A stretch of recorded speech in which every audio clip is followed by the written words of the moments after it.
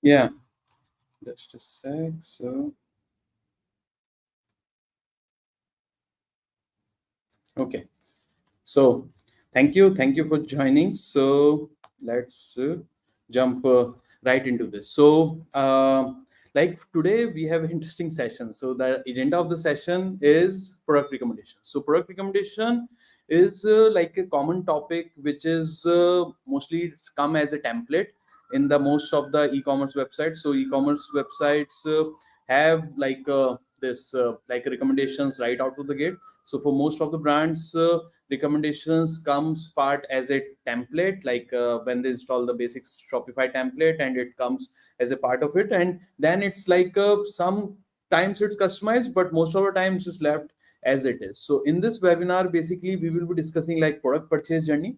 So the core idea is that instead of customer product journey, the focus should be product journey. So product journey includes like instead of thinking from customer, and that's very important, and we are not recommending to skip that, but once you have that product customer journey sorted, so think about the product, like and think about a single product journey. So how the product is perceived, what's the first interaction, what's the second interaction, and how the product like consumer also uses, and like how the purchase funnel is around that product, and what's the post purchase sequence around that product. So think from a product perspective along with the customer perspective. So and in this we will also look at like the web cross sell upsell journey. So web is a important touch point because that's the most impactful and this thing. So we can get it started on the web itself, but once the web is sorted, then we can also look at the more touch points. We can add like email on the same playbook, we can add SMS on the same playbook. So it's totally depends. Once we have the playbook sorted,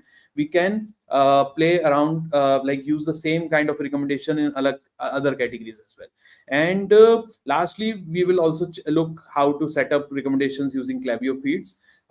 Next is how we look at the journey. So now how we look at the journey is like the window shopping stage. So window shopping is like your product page and like browse stage. Then once customer like finalize, so they add to the cart. So add to cart is more like save for later, or like added to like consideration. So that's the consideration stage where customer adds like 5-6 products to their cart. Then they finally make a decision that I want to go ahead with this product.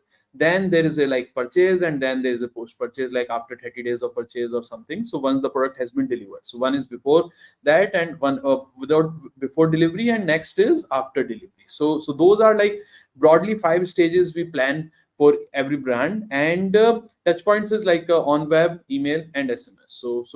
But the problem becomes that once we go into like generic stuff, or we try to scale this, then brands get confusing. Like it get confusing for most of the brands. And the problem is that once you start thinking about all the store, like the complete store, and how to set up recommendations for the complete store, then it becomes quite a big challenge. And most of the brands either they dilute it for everyone, or they are left like without much thought and much deep thought. So how we approach this is like we look at there is a like famous quote from Paul Graham is like do things that don't scale. So idea is to scale do like take one product at a time, and then plan the complete product journey. Then take the second product, plan the complete product journey. Take the third product, plan the complete journey. So the idea is that instead of like looking at the complete store and diluting the experience for everyone, or getting overwhelmed, is better to pick up a single product, focus on that, and set up recommendations along that product. So that's the focus. And once we have that sorted, like we start looking at a single product. So we have a framework in which we take a product, we walk it through that, and it's basically what we call is cross sell upsell framework. So in that we look at what can be done on the product page, what can be done on the cart, or like a pop-up. So pop-up and cart page are more or less the same for most of the brands, but some brands have a different cart page and different like a pop-up added to the cart notification. So it totally depends how you arrange. And then there is a like a checkout, and then there is a success and post purchase, post success. So that's the journey on the web. But in that we have like three sections. So one is like cross sell, upsell, and services. Like these are the three things which are mostly possible in a like upsell, cross sell kind of a niche. And like these are the mainly two, like upsell, like a product, like it can be a cross sell or it can be either upsell. And services also like a digital angle. It can be a subscription, it can be a warranty, it can be express delivery. So those kind of things are also interesting space where we can play with, but primarily it deals with upsell and cross sell. So starting with product page. So on product page we have first is the cross sell. So cross sell will include your accessories, complete the loop, essential components. Upsell will be high cost variant, and like services will include the warranty. So how it plays around, so let me just pull up the this yeah. So how does it play around in the real world, or how we play around with this for most of the brands? So how we structure it is like we look at the product journey. So product journey is like window shopping, shortlisting, checkout, and is after place order. And then we look at the web touch points. So web touch points is like we discussed, product page, start, checkout, success, and home. And then the similar email touch points can be built around that. Like it can have a browse, cart, checkout, and immediate upsell, and then cross sell. So the same playbook can be like implemented over there. So now with the recommendation, like what we were seeing in the framework is also like same over here. So on the product page, we have an option of cross sell. So cross sell will include your accessories or must have. Upsell will include like a bundle or high cost variant or anything. Service can be like a free shipping or like a warranty or installation or subscription. And how we for the sake of understanding, if we take one example, for a t-shirt, like a single store, it's a big e-commerce store selling multiple t-shirts. So if we take one example of a single t-shirt category, then what's the cross sell on that? So cross sell would be more like around shorts, and the upsell will be t-shirts. So these two things, and then we keep increasing the list, we create like multiple products range over here, and then based on that product range we think what cross sell we can give for that product on the product page, what's the upsell, best upsell. And it might be like 2-3 upsells works on that page, or you might need to have multiple tryouts in the terms of either it can bundle, it can be buy one get one, buy two get one free, it can be like it might be a part of a different offering, like a meal, like a McD meal kind of a program, and over there it's a part of a big like a upsell. So it can have a high cost. So upsell is like if something better is available, and cross is mostly like if we can have something complementary. So complementary will be essential, accessories, anything must have which will go. So it will include your mobile cover cases with mobile phone, or it can be like mattresses with the like furniture and all those things. So that's must have accessories and like a upsell. Then once we move to the cart page or the cart page pop-up or add to cart pop-up, so then it becomes more like a quick, because then customer is still shortlisting. So the first is why the psychology is important, like window shopping to shortlisting, is that once customer adds to the cart, so it's in shortlisting stage. So they are not just browsing, they have started shortlisting some products, like 4 or 5 products. And in that case we can push like for upsell also, and we can push because customer is still looking out for more options. So it's not, they have not started the checkout yet, so we can have a better upsell over there. And there is always opportunity for cross sell over there. And like in the case of shirts, it will have a shorts, or it will have a shorts plus t-shirt bundle. It can have a upsell of like buy two get one free. So upsell can be volume discount, like buy 3 get 1, or like it can be applied on cosmetics also, like a higher product or higher variant of the same product. And upsell is mostly like 2-3 upsells and cross sell. So typically we go with 3 options, and we prioritize that what needs to be rolled out. So we start with first, then second, then third. We can play around with all, like we can implement all 3.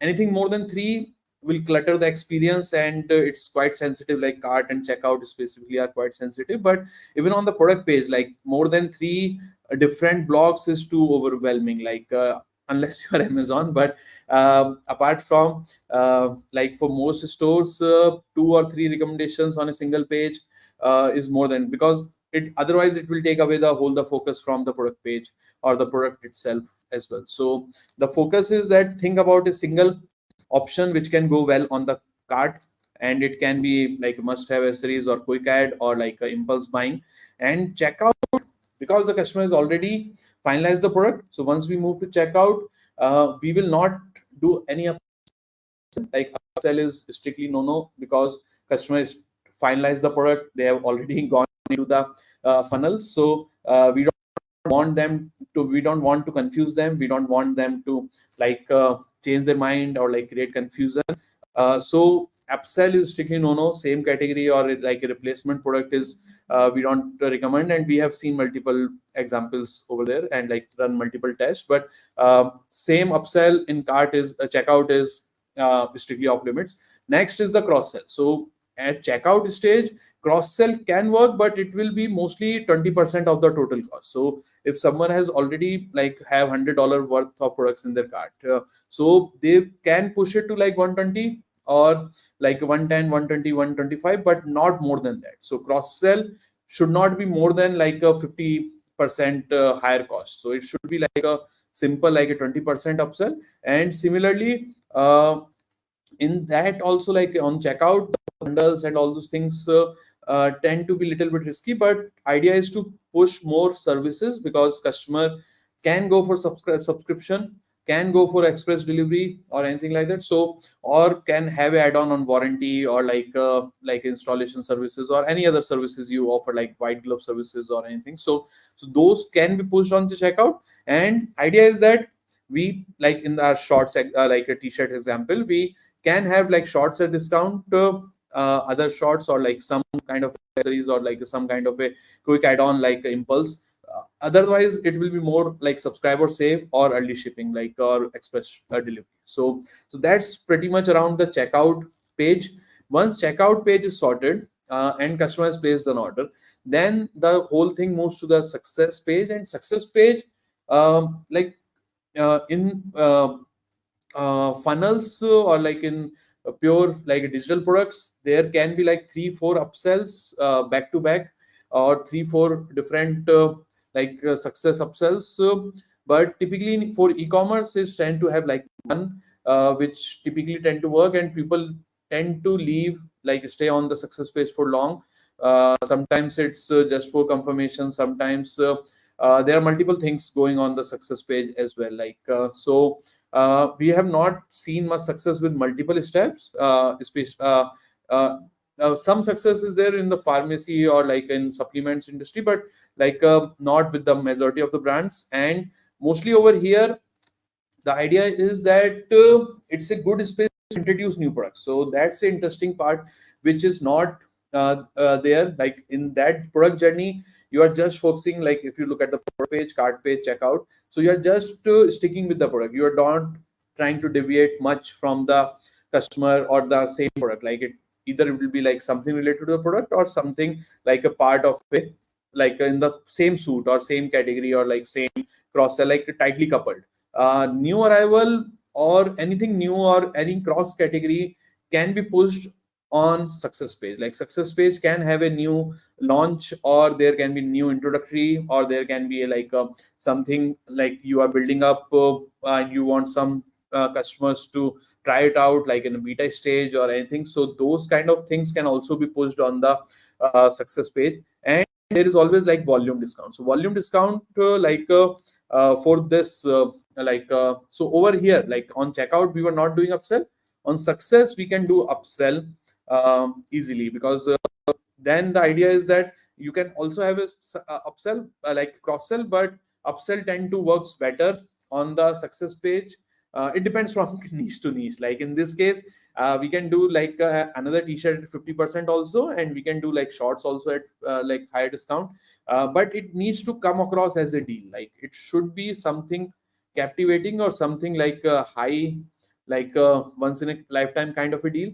Otherwise, it's if you have given like 20% or 10% on the cart page or checkout page, and you give like 10% on the success page, that will not work. And because yeah, typically success page we need little bit higher discounts over there. And then there is a like a cross sell must have. So that's we have already covered.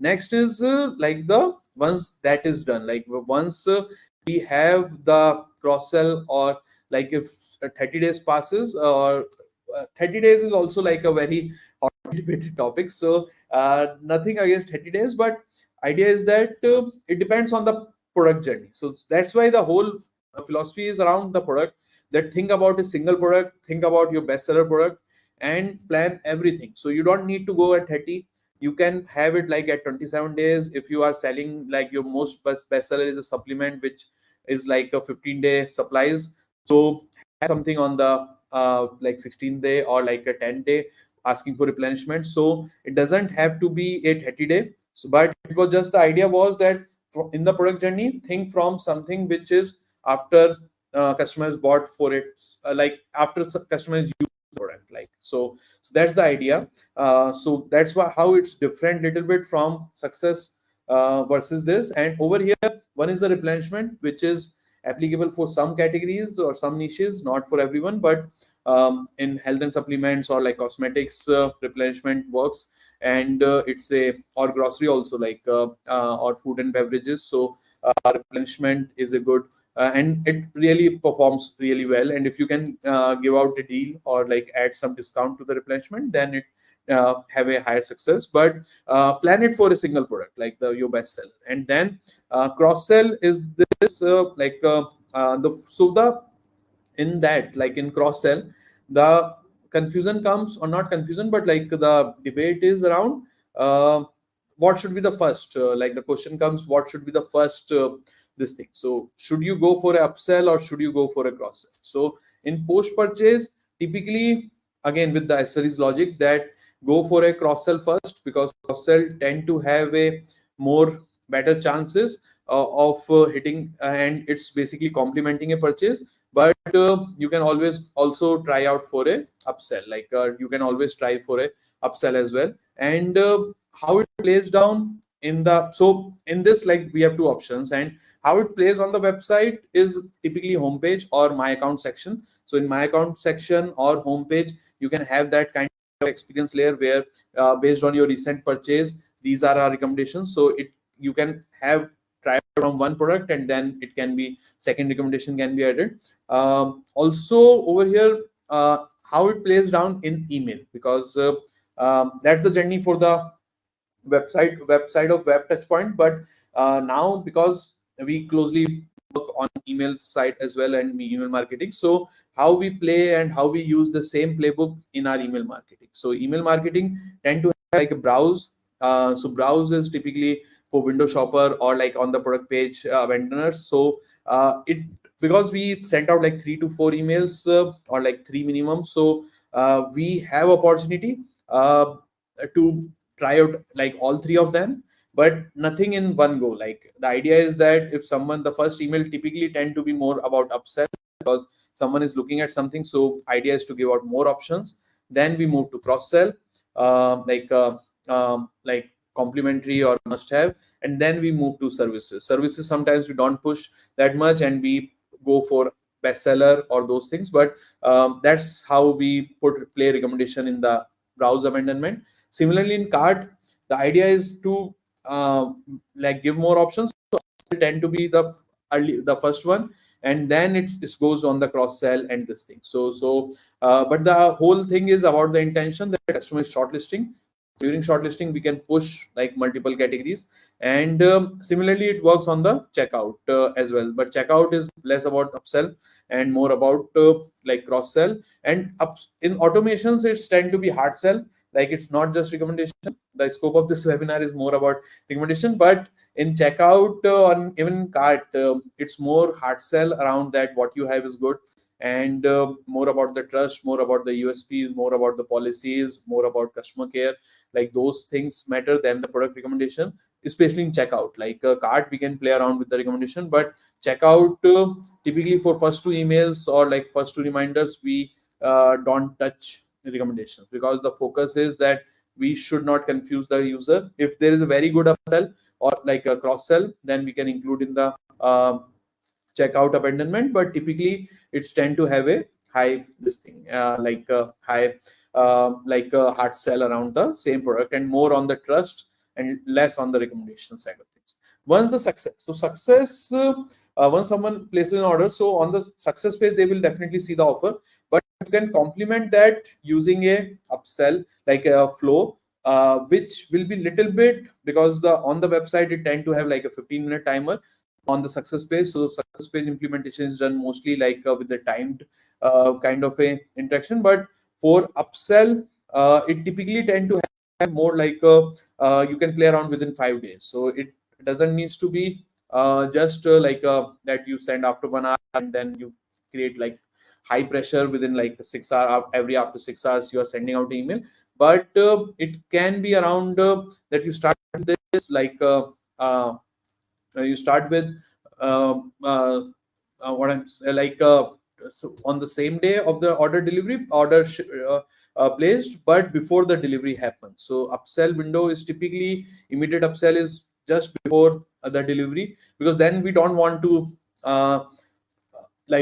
push for the release. The more focus tend to go away on the value realization, more on the guides and those things. But after just placed and before delivery, you can push some upsells, or like if it's a lucrative deal for the user, so they can go for that. And if you get like success page and you complement that with the email program, then you can like easily get like 30 to 40% of people signing up for upsell. So that's a huge bump in your overall, but it needs to be complementary, and also the offer needs to be tried out, because success like why the framework requirement is there is mostly to try out multiple things, like because most of the brands, and it's not that it's very complicated to do this recommendation, but mainly two problems which I have seen. One is that trying to do everything at one go, not thinking it from a single product perspective. Second is not trying out multiple offers, because like buy now buy two one buy two get one might not work at the first time, or for your product range bundles are mostly working, or there's a volume discount which works best. So it takes typically like 2 to 3 months to find your best offer. Sometimes it can be the first offer you like rolled out, but typically the idea should be that it should have like 2 to 3, and we always recommend like to have 3 during the planning stage. And depending on the tool and depending on the like the volume and the bandwidth and this thing, you start rolling out with the one, and then you iterate on that based on the performance, but not more than 3. But idea is to brainstorm all 3 points and then play around with that. So that's the cross sell upsell part. And on the success also, we need to regularly change offers. I would say like in every once a quarter at least, the offer should be changed on the success page. If it's like if you feel it's working, then it's working, then there is nothing but like it should be tested, or it should be like put up for test. And last is on the cross sell also. If we are sending like 3 emails, then it can have like a multiple sequences, and you can have like more sequences as well. Just last thing on cross sell is that because the customer just purchased this thing, so the focus, and you have already done like feedback, review, value realization kind of sequences. So in these recommendations, the focus is less on trust and reviews, more on like the product recommendations, that and try to do the like the recommendation engine or AI to do the heavy lifting, and to help you to help the customer get to the next purchase or next product. So that's the main role of cross upsell automation. And if you can throw in an offer, then nothing likes it like offer then always sweetens the deal. But without offer also, if the recommendations are right, or if like quite nicely you have planned for a single product, then it tends to work out really well. So that's around the this part. And yeah, next is in on the is the product customer journey in action. And yeah, so we have discussed the complete customer journey. And yeah, apart from that, we have like Klaviyo product recommendation. So in Klaviyo product recommendation, how we play around with, so I wanted to get some this, but it was not worked out that well. But how we use that recommendation. So Klaviyo has a product feed feature inbuilt. So in Klaviyo, there is a product feeds feature inbuilt, and if you have your Excel ready, like if you have your the single product range ready, so what you can create is like a product feeds, like a small product feeds. So what we create is like a t-shirt upsell product feed, t-shirt like cart upsell product feeds. So we create small product feeds, and based on the email or based on the sequences, we tend to place that product feeds into the Klaviyo. So you don't need, like, if you can, and most of the brands can go for Nostro or like Beryllians or like Lime Spot. So if you can use apps, Shopify apps for recommendation, then nothing like it. But you can always customize in those apps. But this can be done without any apps, and just using Klaviyo product feeds. You can create custom feed for each category at each stage, and you can use them in your emails. And if you are playing with like 4 to 5 products, like your top bestsellers, then you can have a split in your emails, and you can showcase it relevantly, like this category and this kind of recommendation. So that kind of a mapping can be done in that product customer journey. So that's typically how we structure during in Klaviyo itself. And it's doesn't need to be like an exact like to do done for all the products. It's typically we focus on the main 5 categories or 5 products, because of the splits and this thing, it tend to get a lot of like little bit confusing, and in the terms of reporting management and all those things. So you don't want to overcomplicate. And also it depends on the volume, because if you are like if it's the only 10 emails are going in a month, then it's very tough to judge and improve upon or like change anything. So the idea is to plan this journey for 5 products, and then you take it from there. So that's the idea, and use product feeds to do it without any tool. So next step is like so I just want to introduce like what we do and who we are. So we help e-commerce brands with their customer lifetime value, and we have a very good promise on that we can improve your customer lifetime value by 10 to 30% within 30 days. And maximum 90 days is for if nothing has been there, but like within 30 days we have like a minimum 10 to 30% kind of a boost in customer lifetime value. And we help you with a PCC framework. So this is a custom framework where we look at the product. So product includes your product related, so product includes your pricing test, your bundling, your cross sell, upsell, so everything related to the product. So we look product as a separate journey.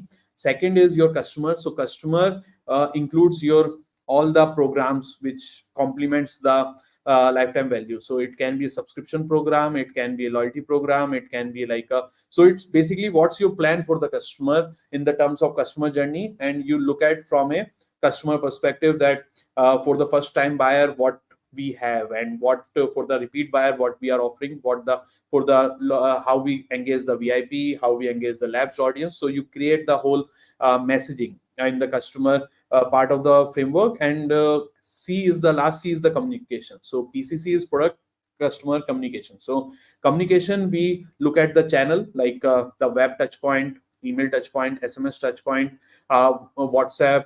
It can have your custom platform, it can be your even a community or like anything like that. So PCC framework we use to help to increase the customer lifetime value. So it's not just a promise, we have proper exact framework rules and case studies to prove that it works also. And yeah, so that's the like what we do. And if any of the brand needs help, so reach out to us, and we will be happy to like start the conversation. So thank you.